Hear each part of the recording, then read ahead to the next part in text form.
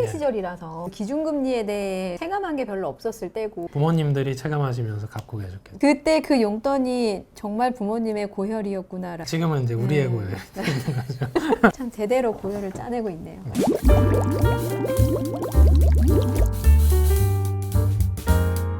시장이 용인하는 기준금리 상한선은 어느 정도라고 보면 돼요? 아까 말씀하신 5%? 그러니까 심리적인 저항선에 해당되는 부분들은 물론 예. 이제 속도도 중요합니다. 올해처럼 이렇게 급격하게 올라버리니까 지금 연 2.5%니까 예.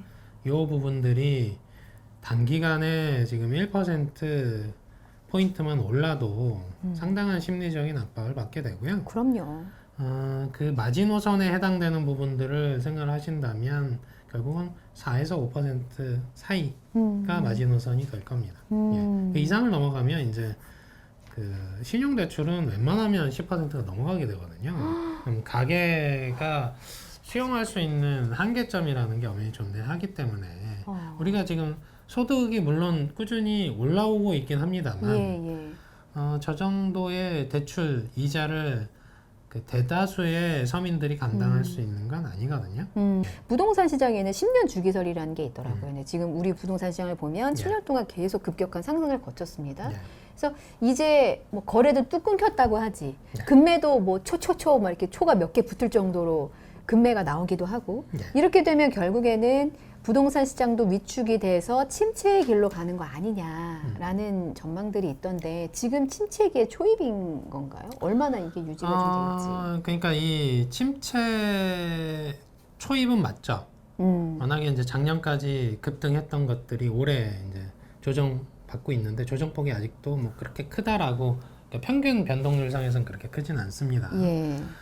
지금 이제 하락하는 주된 원인은 금리 인상에서 시작이 된 거고 예. 지난 정부에서 시작한 대출 규제 이 부분이 같이 맞물리다 보니까 DSR이라고 하는 총부채 원리금 상환 비율 있잖아요. 예. 그 버는 수준은 뭐 갑자기 변하지 않는데 예. 금리가 오르다 보니까 대출한 돈 더 줄은 거예요. 그렇죠. 그래서 원리금 상환 부담이 더 준 거죠. 더 커지면서 대출금 자체가 줄어버린 거죠. 예. 여기에 의해서 지금 거래가 크게 일어나질 못하잖아요. 예. 거기에 이제 가격 부담감도 컸었고 그래서 거래 절벽 현상이 있고 역대 최저 수준의 거래량을 보이고 있는데 요게 그 연착륙 형태로 가려면 예. 금리는 어차피 인상 기조니까 예. 그걸 이제 정부가 막을 방법은 없는데 저런 이제 대출 규제 부분들 예. 혹은 가격 부담에 의해서 거래에 못 들어왔던 부분들이 지금 가격 조정받으면서 그 마지노선에 해당되는 부분으로 예. 일정 수준 내려오게 되면 거래량이 다시 살아나기 시작합니다. 예. 그러면 급매물들을 소진을 하면서 가격 방어가 되는 건데 정부가 최근에 규제 지역들을 해제를 했잖아요. 예. 그게 이제 그런 용도입니다. 특정 지역에서의 과도한 경착륙을 막기 위한 용도로서 세금, 대출, 청약과 관련된 패키지 요인, 그 규제 지역 빼내면 그게 가능합니다. 수요자가 기분 좋게 지금 뭔가 계약을 하고 살 수 있는 환경이 아니고요. 예. 그러니까 정말 싸다, 심하게 싸다 이런 것만 이제 매매를 하시는 거죠. 그러다 보니까 초초초 금매 이런 거. 그렇죠. 초초초 금매의 기준점은 어디에 있냐면 기준점 뭐예요? 기준점은 신축 분양가로 보시면 됩니다. 아. 예. 신축 그러니까 서울의 신축 분양가가 지역별로 물론 다릅니다만 예를 들어서 강남 같은 경우는 보통 신축이 4천 정도 되거든요. 평당 4천. 예. 급매물이 나오더라도 그 지역에서는 그 분양가 이하로는 사실 떨어지기가 어려운 이유가 뭐냐면 분양가가 떨어질 일이 지금 없는 상황이라서 그렇습니다.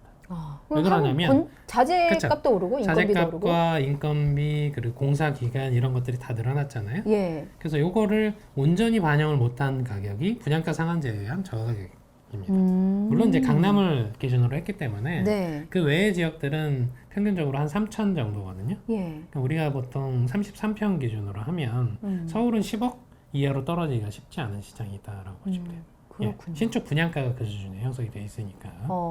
집은 한 개인이 살 수 있는 어떻게 보면 가장 큰 쇼핑인 거잖아요. 그렇죠.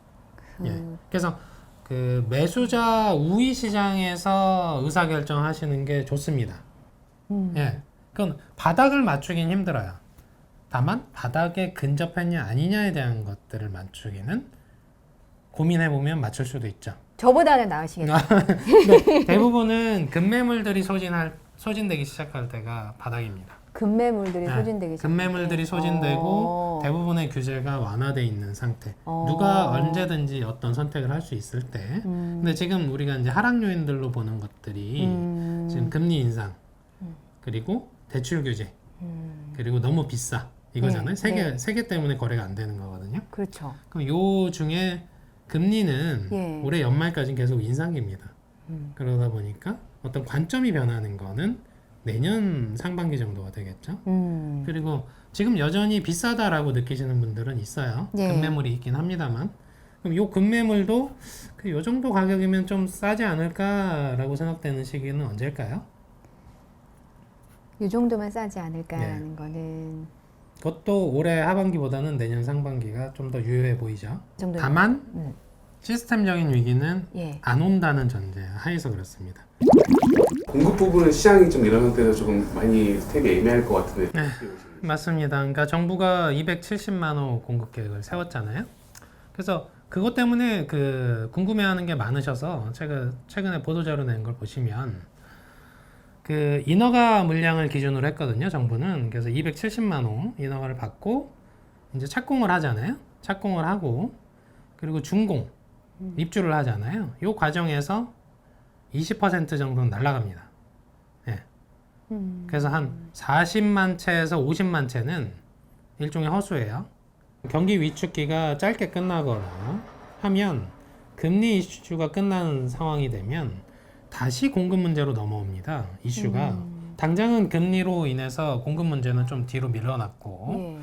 물가 상승, 인플레이션 문제도 좀 뒤로 밀어놨어요. 근데 금리 인상기가 끝나고 이제 동결로 가면 금리는 그냥 상수가 되는 겁니다.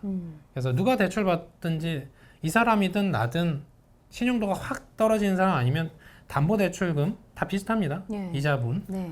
그리고 이제 그 전세 대출을 받더라도 이게 현금 담보기 때문에 이자율 다 비슷합니다. 그 상황이 되면 이제 다시 공급 문제로 갑니다. 그래서 서울의 공급량이 얼마야, 입주 물량이 얼마야, 여기로 가면 또다시 이제 수요 쏠림이 현상이 생기기 시작하는 거죠. 왜? 수도권은 미분양이 거의 없거든요. 네. 수도권 20만 채, 지방 한 20만 채 정도 쌓여 있는데 요 물량은 특정 시기 수요가 쏠리면 순식간에 사라집니다.